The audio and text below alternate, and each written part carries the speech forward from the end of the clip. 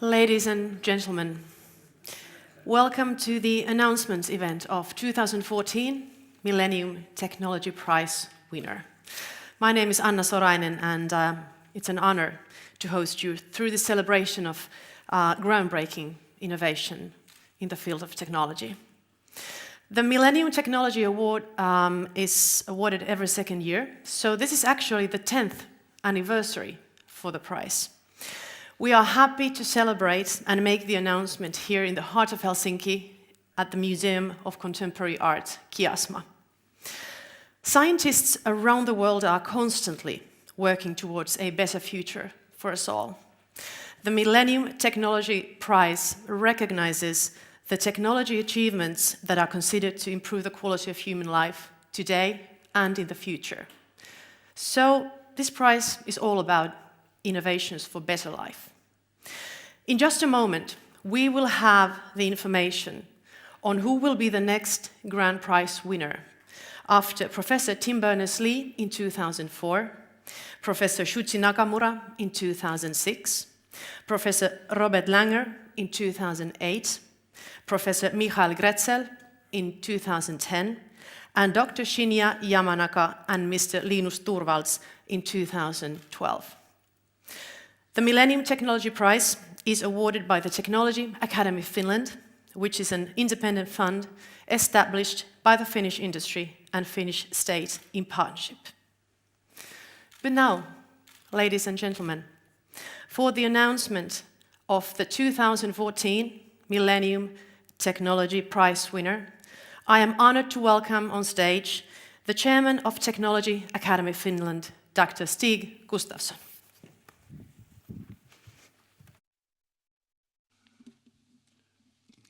Ladies and gentlemen, on my behalf also, welcome to a sunny Helsinki. Spring is breaking here. The flags are flying all over the city. Finland's Technology Academy has today, on April 9th, in an unanimous decision, awarded the 2014 Millennium Prize for an innovation related to a practical storage technology known as the spin valve reed head, or GMR, giant magnetoresistance. And the innovator is Professor Stuart Parkin. After the innovation, data storage capacity quadrupled every year for several years. It revolutionized disk drive technology. Drives became much faster and smaller, which impacted mobile technology. The innovation enabled a 1,000-fold increase in the storage capacity of magnetic disk drives and a dramatic drop in the cost of storage. Today, 1 terabit of storage, terabit is 1,000 billion bytes. Retail Helsinki price is 50 euros.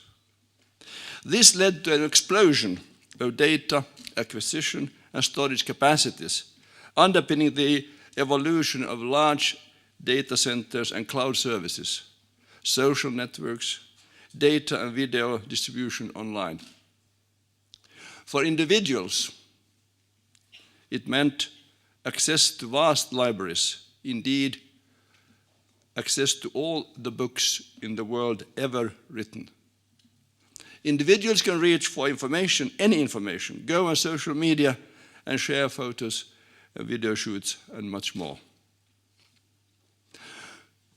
Professor Stuart Parkin, born in the UK, Professor Parkin has worked in the UK. Professor Parkin has worked in the USA for more than 30 years. This year, Professor Parkin will move to Germany for an Alexander von Humboldt professorship. He has been invited to become a professor at the Institute of Physics at Martin Luther University, Halle-Wittenberg, and director of the Max Planck Institute of Microstructural Physics in Halle. Ladies and gentlemen, the GRM innovation fulfills all criteria of the Millennium Prize. It is an innovation, not a mere discovery. It is novel and it is of great benefit for all mankind. I will be happy to welcome Professor Stuart Parkin here in Helsinki on the 7th of May, when the prize and the check of €1 million is going to be presented to him in a ceremony with the President of the Republic of Finland. Thank you all.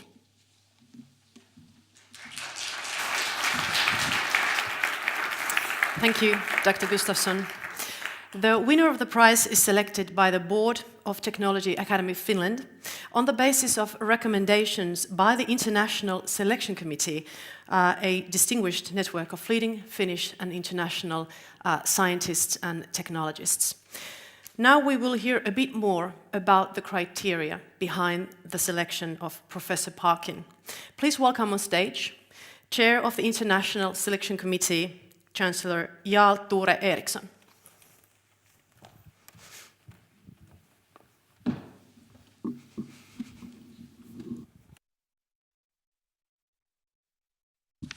Ladies and gentlemen, welcome to this session in a beautiful capital of Finland. I will present the criteria and justifications that led the International Selection Committee to select the innovations of Stuart Parkin as the prime candidate for the 2014 Millennium Technology Prize. Shortly, we state as follows. Professor Stuart Parkin is awarded the Millennium Technology Prize for his pioneering contribution to the science and application of spintronic materials. His work leading to a prodigious growth in the capacity to store digital information. Dr. Parkin's achievements have greatly facilitated the occurrence of the big data revolution and significantly transformed human access to knowledge. Stuart Parkin was born in the United Kingdom in 1955 and received his academic degrees from Cambridge University. In 1982, he joined the IBM San Jose Research Laboratory in the United States and became a permanent member of the staff the next year. Between the years 2000 and 2004, Parkin was the manager of magnetoelectronics at IBM Almaden Research Center, and in parallel, consulting professor in applied physics at Stanford University. From 2004, Parkin has been the director of IBM Stanford Spintronics Science and Application Center. He is the Doctor Honoris Causa of 4 universities and has been awarded several esteemed international honors and prizes, such as the Europhysics Prize, the Louis Néel Medal, and the von Hippel Medal. And later this year, as we already heard, he will take up the distinguished Alexander von Humboldt Professorship in Germany. The Millennium Technology Prize is awarded for innovations with an impact on the quality of life and a sustainable development. The application of the innovation must have influenced the lives of a large number of people. The underlying technology is expected to be groundbreaking and to have an incremental impact on the related field of application. The work of Stuart Parkin meets these requirements of the prize in every sense. It's a beautiful example of an engineering process starting from the physical phenomenon and leading up to a new set of products of high societal value. Let me now take you on a spin, not on my Harley Davidson, if I had one, but on a short trip to the world of spintronics. The Earth spins, so does the electron. As a result, electrons act as small magnets, a property very important in iron and other magnetic materials. When spinning electrons are combined with electrical conduction, something interesting happens. We can control the current with the magnetic field. The electronics of spinning electrons is called spintronics. Spintronic research was pioneered by Stuart Parkin in the late 1980s and early 90s, his work leading to the development of microscale devices for reading magnetic memories, typically the hard disk drive. Magnetic memories don't forget, that's why they are so important. Due to the research and innovations of Stuart Parkin, the storage capacity of disk drives increased almost 1,000-fold between 1996 and 2012. This meant that the gigabit memories could be installed in music devices and mobile phones. The committee also considered the future potentials of spintronics. The hard disk drive has been a success, cheap and reliable, but to the price of high energy consumption. Moving parts set a limit to life. Spintronic elements have successfully been utilized in solid-state memories called MRAMs, wherein the energy request is radically lowered. Stuart Parkin has also developed so-called racetrack memory, a solid-state device promising dense packaging in 3 dimensions and data access in a few nanoseconds. Ladies and gentlemen, it might be bold to suggest that the achievements of Stuart Parkin can be compared to the invention of the transistor. But it's not far from the truth. The transistor made pocket-sized computers possible.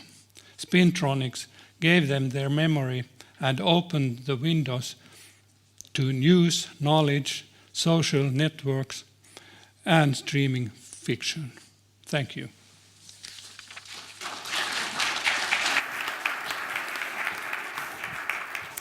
Thank you, Dr. Eriksson. And now, ladies and gentlemen, let's have a closer look at Professor Parkin's work.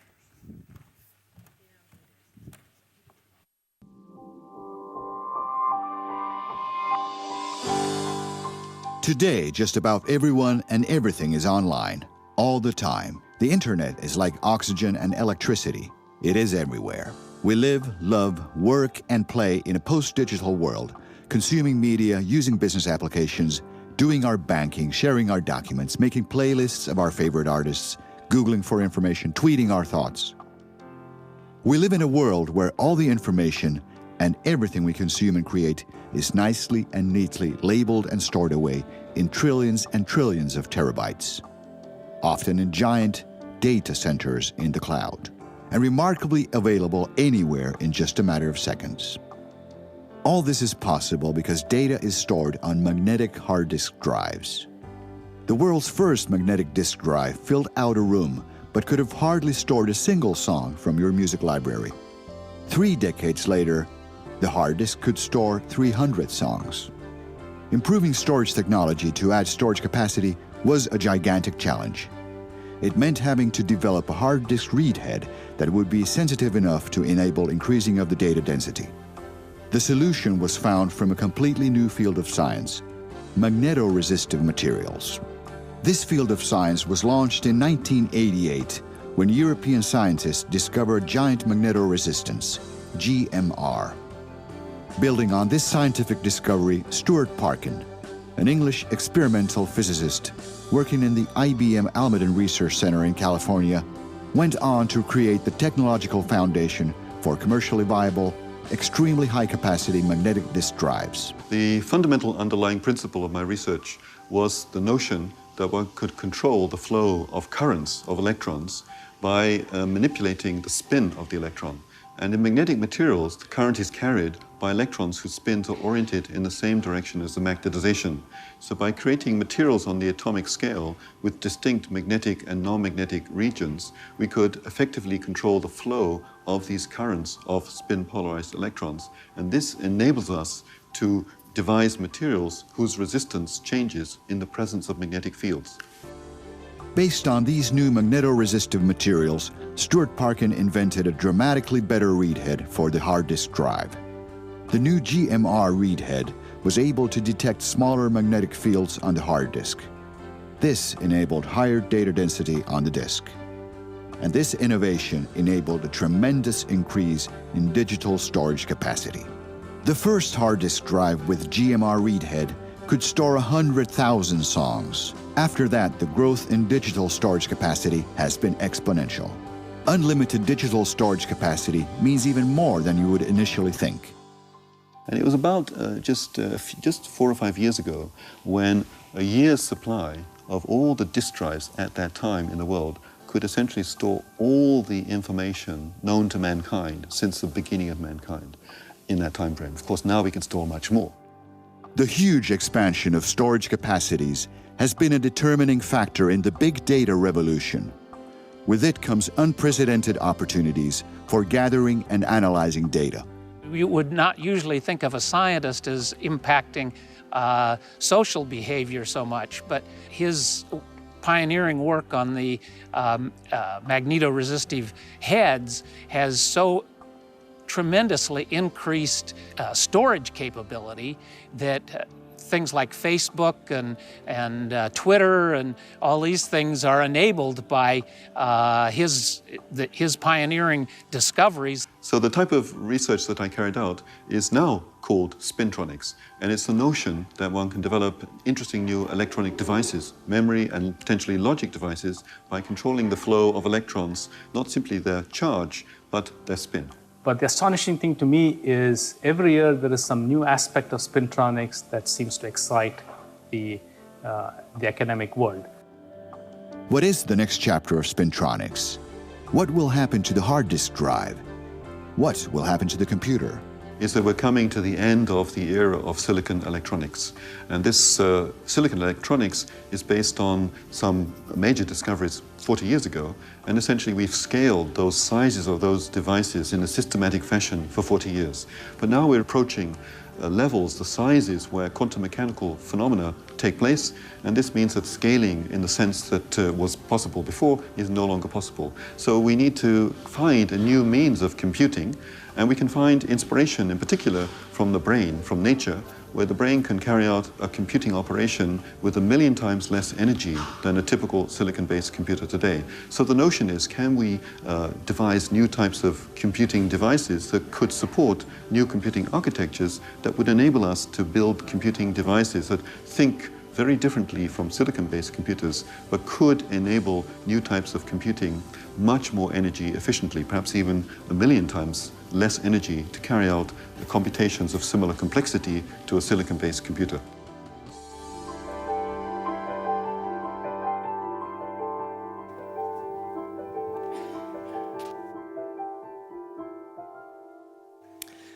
And now, ladies and gentlemen, we have the 2014 Millennium Technology Prize winner with us online. Please welcome Professor Stuart Parkin.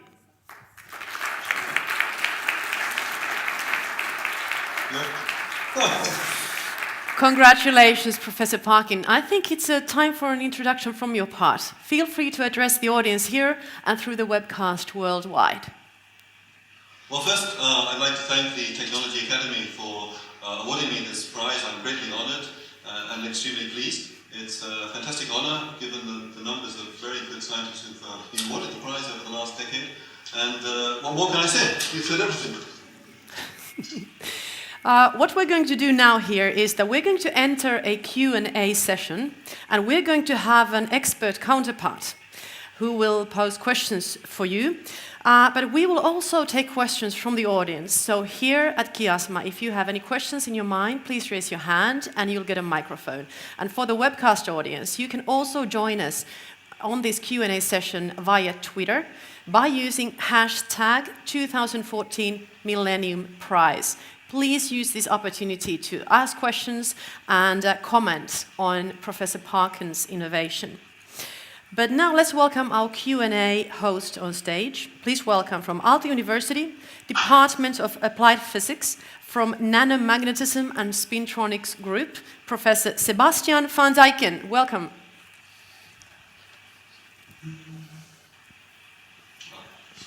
Floor is yours, and professors. Thank you. Well, let me first say my congratulations to Stuart Parkin for winning the Millennium Technology Prize. And Stuart, I'd like to first go back in time with you to the late 80s, early 90s, a time when the personal computer was still relatively in its early days, and we didn't know much about internet or mobile connectivity. Then in 1988, there was a fundamental discovery, the giant magnetoresistance effect, which we heard about. And this effect was turned into a viable magnetic field sensor technology that was integrated into the read head of computer hard disk drives by IBM in less than a decade. What was your contribution to this remarkable technological development, and what were the main technological challenges that had to be overcome to turn a fundamental discovery into this new technology? Well, Sebastian, it's very nice to see you on the video link.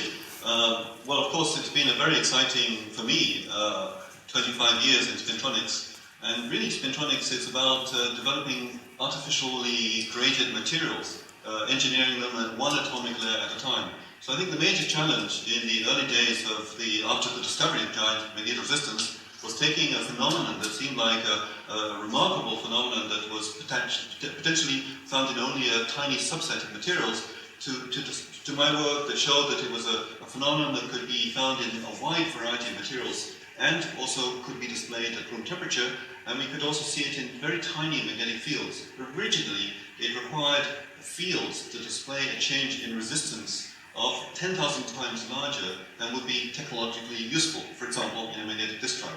So this is something that I was able to demonstrate with my colleagues at IBM in the couple of years after the initial discovery of the giant magnetoresistive phenomenon.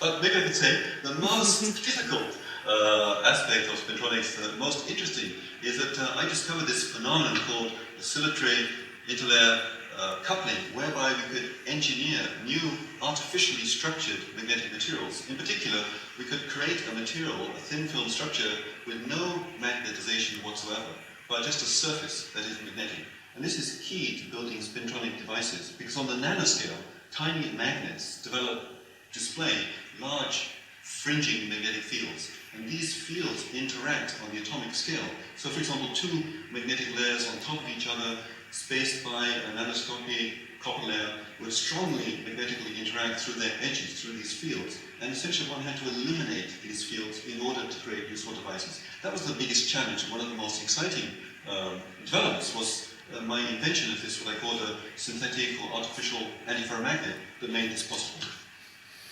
Okay. Well, since then, the storage density of hard disk drives, as we have heard, has been doubling about every 2 years during the last 2 decades. A scaling trend is often referred to as Moore's Law. How long will it be possible to continue this trend when you think about hard disk drives? And which technological limitation will ultimately cause a slowdown in the miniaturization of magnetic data storage elements? So already in magnetic disk drives, the evolution of the density of these drives has slowed down considerably. So it's not doubling every year, it's increasing maybe 20-25% per year today. So the technology is already slowing its pace of development.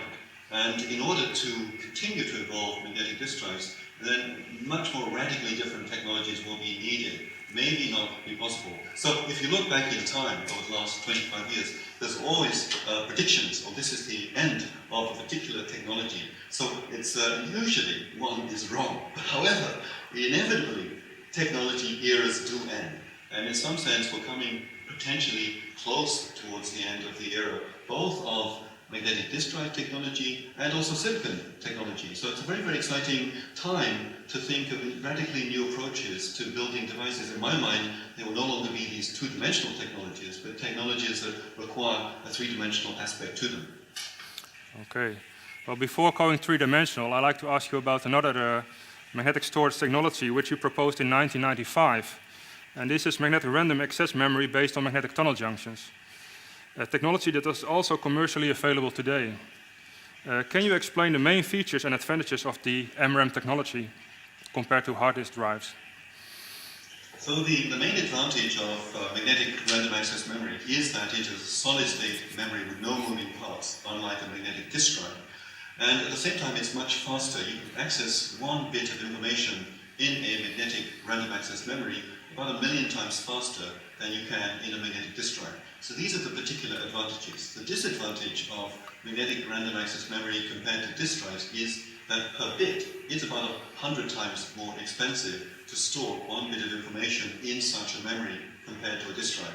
But that is true of most all conventional solid-state memories. That's the disadvantage of these types of memories. Whilst they're super fast and super reliable, nevertheless, they're much more expensive than a magnetic disk drive per bit.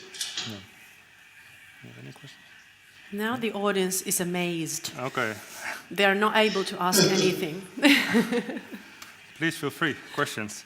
I'd like to touch on another subject, which has been mentioned. It's basically the research field that studies giant magnetoresistance, tunneling magnetoresistance, and many other phenomena based on electronic transport in magnetic materials or hybrid material structures is called spintronics. Many of the physical effects studied in this field rely on a clever combination of different materials at the nanoscale. Your co-discovery of magnesium oxide as a tunnel barrier material in magnetic tunnel junctions, published in 2004, is a prime example of this. And with this material, the sensitivity of magnetic tunnel junctions increased rapidly by a factor of about 10. Now, magnesium oxide-based magnetic tunnel junctions are used in read heads of computer hard disk drives and MRAM. How important is material research in general for the development of storage technologies and spintronics in general? I think generally speaking, material science or the development and the creation of new materials is incredibly important, not only to spintronics, but to all fields. And many eras in technology are created with the discovery of a new material, or today we can create artificial materials. And in my mind, spintronics is really about the creation of atomically engineered materials with useful combinations of properties. And this I find is to be very exciting, and I think more research effort should be in this area of creating materials that have properties that are useful technologically, as well as those that can be displayed from their physical point of view. New materials have interesting new phenomena that can then be applied, but also, of course, the fundamental phenomena themselves can be found in new materials. For example, one example would be interfaces. If you take two materials with distinct properties, you combine those materials, and the interface can have very different properties from either of those two materials. This is a very, very exciting area of research to create artificial materials you can't find in nature. They're sort of man-made, and these materials can have both exciting science and potentially very interesting technological applications. Not just spintronics, but in many other areas of research. Yes. Now there's a question from the audience, Sebastian. So, please, your turn. Yeah, so my name is Mikko Terho, currently work in Huawei, and I'm interested that is there any difference in spintronics and CMOS in the area of thermal noise, or are the thermal noise behavior or limits the same? Well, that's a very interesting question. Spintronics and CMOS are entirely different. So, in particular, in the realm of storage and memory. But your question in general is a very good one. It's all about signal to noise. And what these spintronic devices based on giant magnetic resistance and now on magnetic tunneling junctions do is to provide the possibility of very large signals compared to noise, in particular thermal noise and other noise sources, that enable us then to detect, for example, tiny magnetic regions, 1,000 or even 10,000 times than was previously possible. But CMOS is a very different altogether, it's not really thermal noise that is the problem today. It's the fact that the numbers of electrons one is using is quantized, is numbered, and it's the tiny numbers of electrons that are limiting the further scaling of these technologies. For example, the dynamic random access memory, as it shrinks to smaller and smaller dimensions, it's not possible to have enough electrons to sustain memory over long periods of time. Similarly, flash memory. We're now using 100 electrons to store 4 bits of information in one flash cell. So that's a limitation of scaling of these types of memory devices. That's a sort of noise, but it's a distinctly different noise from thermal noise. And we'll take another question from the audience before I let Sebastian continue. Yes, please, at the back, there was a lady with a question. Hello, Amori Borchardt from Tagesspiegel in Berlin. Professor Stewart, can you tell us what your project is for your Alexander von Humboldt professorship in Halle-Wittenberg? And are you going to cooperate with colleagues from any university in Berlin as well? Well, that's a very good question. So, as you know, I'm based, I have a Humboldt professorship at the university here in Halle, and I'm a director here at the Max Planck. And what I plan to do is to have a center, an international center, where we want to invite and collaborate with the very best scientists, not only in Halle and Berlin, but from around the world. And I think this is extremely important to science, the cutting-edge science today and the cutting-edge technology. One wants to use the very best minds from around the world. And this is what we plan to do in Halle, to form a center to do nanoscale electronics from a very fundamental point of view. One of our goals is to see whether or not we can't develop new types of cognitive devices that could support new types of computing architectures that would allow us to compute much more energy efficiently than is possible today using, for example, CMOS technologies. Thank you, and now you can continue. Okay, I'd like to touch upon another proposal by you, which you did in 2004, which was a proposal for a radically new magnetic storage technology, the racetrack memory. How does this technology differ from existing magnetic and non-magnetic memories? So racetrack is fundamentally very different from all conventional solid-state memories. Typically, a conventional solid-state memory has a device that can store 1 bit or maybe 2 bits of information, and that device is accessed by a switch, a transistor. And the device is typically a resistive or capacitive element. So racetrack memory promises a new type of solid-state memory that could have a capacity 10 or 100 times greater than any existing memory technology. And we do this by building a three-dimensional device, a forest of nanowires, in which each magnetic nanowire can sustain 100 bits of information. And the concept that I proposed was this information is stored in the third dimension, but one brings the information, one shifts that data towards a single point along each racetrack, each magnetic nanowire, where one can read or one can write that information. So the concept is, in a silicon wafer, where today in a certain area of the wafer you store 1 bit in a resistive or capacitive element, by building this three-dimensional structure, we can store 100 bits of data in the same area of the silicon, increasing the capacity 100-fold, whilst not increasing the cost. So then we would achieve the best of both worlds. The very low cost of a magnetic disk drive, but the very high performance and reliability of typical conventional memories, as well as non-volatility. No power would be needed to maintain this storage of this information. So it would be a memory storage device. You could place many forms of solid-state memory plus magnetic disk drive, allowing for computers that could be more compact, could be more energy efficient, and much more greater performance. Okay. I will take a question from Twitter here from Kauso Lodge. Mr. Parking, what qualifies the use of spintronics in cognitive devices except for higher miniaturization? So spintronics and cognitive devices are entirely different. You can build a spintronic device, a magnetic tunnel junction. It has a cognitive behavior because when you pass current through this device, it can change the magnetic state of the tunnel junction and thereby permanently change its resistance. This is cognitive in the sense that the device has properties that are mutatable and depends on how you utilize the device. But that type of approach probably takes too much energy. Almost any device that is based on flowing a current of electrons, whether pure charge or spin polarized charge, consumes too much energy. My own approach and interest is in using currents of ions, tiny currents of charged atoms, which you can remove from the surface or through the bulk of a thin film and change its characteristics from, for example, being an insulator to a metal, which is what we've demonstrated just the last year or so. This, I think, is a much more exciting approach to building cognitive devices, essentially devices that are based on the flow of small numbers of ions. Okay, very well. I have a personal question about favor. As a leading scientist, you must have had many eureka moments, an euphoric feeling when you realize that you understand the physical effect or find out something completely new. Of your many discoveries, which is making you most proud?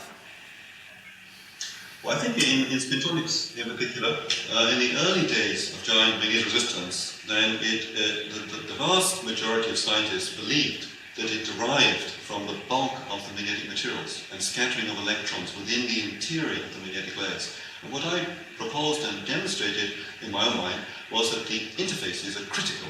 That's where the scattering takes place, the interface between the magnetic and the non-magnetic layer, and now the interface between the magnetic layer and the tomosynchron. What I showed was I could dust on the atomic scale subatomic layers of metals at interfaces in these structures and demonstrate significant changes in the value of the magnetoresistance. This, I think, was a very exciting time. Similarly, a eureka moment for me was when I came up with this concept of this artificial antiferromagnet, which, as I said earlier, makes a magnetic material, makes its magnetism overall disappear whilst maintaining a magnetic interface. And because the scattering in these magnetoresistive structures relies on the interfaces, this makes it possible. And it turns out technologically incredibly important that the origin of these magnetoresistance effects is from the interface, because we want to use atomically thin magnetic layers, for example, to get the best resolution in detecting or reading tiny magnetic regions in a magnetic disk drive. This is very important. Thank you. How about the audience? Yes, there are more questions here in the front. Can we have the microphone, please? So that the webcast audience hears you as well. Alture Eriksson, in connection with the question you recently had, I would ask, does your work have any bearing on artificial neural networks as a hardware base or something? No, I think it's distinct from neural networks. The concept is really to think of a device and an architecture where the device, as I said, it can mutate, it can evolve in the same way that, for example, in the brain, the synaptic connections will strengthen or weaken depending upon voltage spikes from the neurons to which they're connected. So we want to think of these types of approaches where you pass currents or voltages across devices, you'll change their fundamental properties, and then, for example, you could create a conducting path, or you could make a conducting path insulating, and then you could change how the devices are even connected together. So I think this is the approach that we want to use. It's sort of really a really fundamental physics, chemistry, materials science approach to building the devices, the innate hardware that would support new computing architectures, new ways of connecting these devices together, most likely in 3 dimensions, which would then lead to new computers with greater performance at smaller amounts of energy. So it's a big challenge and a big goal, and it's not going to happen quickly, and it will require the best minds from around the world, not only in Halle, but at the university in Max Planck and the Fraunhofer Institute, but many institutions around the world hopefully collaborating together to make this possible. And there's a question again from a gentleman here. Hello, I'm Leo Kärkkäinen from Nokia.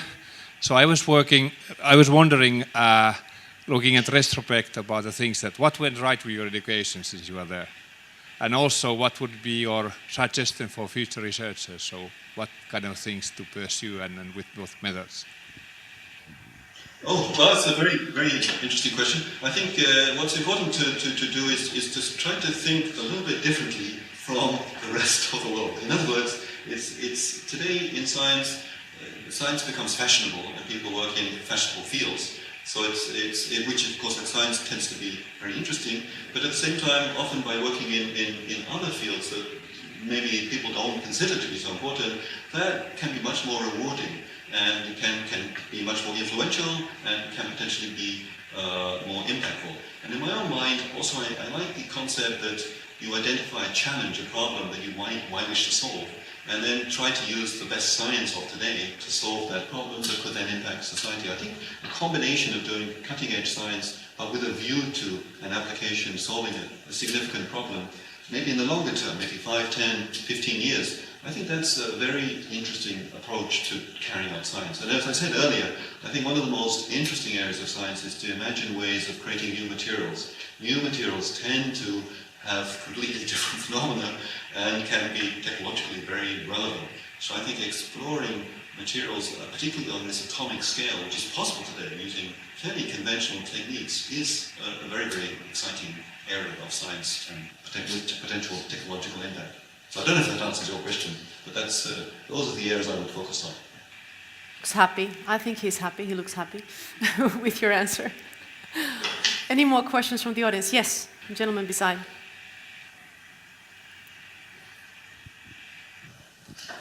Yes, Mika Aalto from Ministry of Employment and the Economy of State of Finland. First of all, my warmest congratulations to you at a moment like this. And at a moment like this, it's also a mandatory question whether you can name a few of the key success factors of this path that led to this innovation. What made it possible, and what made you persistent enough to go through all these years? Success factors. Of course, the most important thing is to work with excellent colleagues. And I think collaboration is very important, and to have a lot of interesting people to discuss ideas with is very critical from around the world.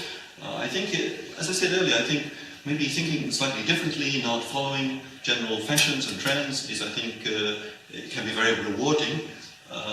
Other success factors, as I said, concentrating on the creation of new materials, I think that's very, very important in my mind. But you have to combine, for example, creating materials with an ability to characterize their properties, understand their structure, in my case the magnetic properties, and then at the same time going into the nanoscale to build tiny devices. So typically one needs to have a whole toolbox of techniques from science and from chemistry and physics and engineering in order to do science today. So I think that's success, and I think is by working with outstanding scientists in these disparate areas. Collaboration across disciplines, I think, is extremely important. And taking inspiration from, for example, the biological world, and taking that into the physical world of physics and chemistry and material science, I think that is extremely important. So perhaps this cross interdisciplinary nature, looking outwards, looking at what other fields are doing, I think that's very important, not to be too narrow, but be broad, but also, of course, one needs to be narrow in a particular area. So you need to sort of breadth and width all at the same time. Thank you. I think I have a final question to Professor Parkin. What are the findings behind you on that blackboard? Okay. So these are not my own scribbles. These are from, I think, from one of my co-directors here, Max Planck, Harley Gross, and reflect some of the other areas of interest here. For example, fermions. This is a very interesting area, new area that's been developed in the last few years, and it also reflects, for example, the topological insulators, a new class of materials discovered only in the last few years with extremely interesting topological properties, leading, for example, to surface and interface states that are conducting when the bulk is not conducting. And in fact, this reflects some of my own interests with and I'm collaborating with a number of groups. And perhaps I'd like to mention one of the reasons I decided, for example, to move to Germany is my fiancée, Claudia Katzer. She works in the field of topological insulators and new materials.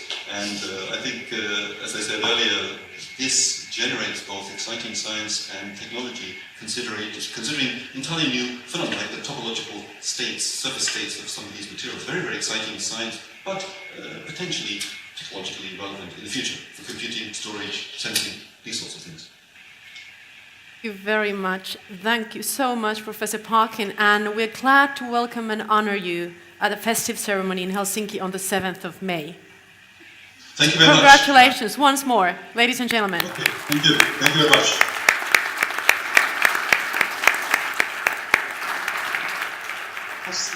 And thank you also to Professor Van Dijken for your excellent hosting. I could not have done it better myself. To conclude this event, I would like to invite the President of Technology Academy Finland, Dr. Juha Yläjääski, on stage. Please welcome. Thank you, Anna Sorainen. First of all, on behalf of Technology Academy Finland, let me congratulate once more Professor Stuart Parkin for the 2014 Millennium Technology Prize. As we have seen and heard, Professor Parkin's spintronics innovations have revolutionized digital information storage. We are proud to celebrate these innovations, which have had such a profound effect on our everyday life through making possible a series of applications and services that each and every one of us use routinely every day. In the years to come, it's going to be thrilling to see how spintronics will be able to address and improve computing in general, as Professor Parkin has outlined. Let me now glance a picture to what's going to happen in the next month. Technology Academy Finland shall organize the Millennium Technology Prize ceremonies on the 7th of May in the Millennium Pavilion at the heart of the city of Helsinki, actually right beside this Kiasma Museum. But this is not all. The Millennium Pavilion will also act as a host to a wide variety of technology-related events during more than 2 weeks, from April 28th to May 14th. The events, many of them are open to the public, and they address a wide variety of audiences ranging from primary school pupils to highly qualified technology professionals, and every one of us. Please stay tuned to our website as well as our Twitter and Facebook accounts for more information. Now, ladies and gentlemen, I wish to thank Kiasma, the Museum of Contemporary Arts, for providing us with the opportunity to organize this event in such a wonderful atmosphere and surroundings. And finally, thank you all for participating in Technology Academy Finland's announcement of Professor Stuart Parkin as the winner of the 2014 Millennium Technology Prize. And finally, I'm looking forward to welcoming you in the Millennium Pavilion. Thank you.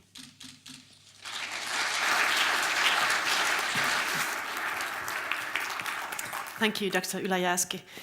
So this concludes the official announcement session, but we're warmly welcoming you to join us for cocktails in the foyer. And for the webcast audience, we will take a very short break and get back to you with some more interesting guests and interviews. But I guess it's time to say goodbye for now, and please join us for cocktails. Thank you. Thank you very much.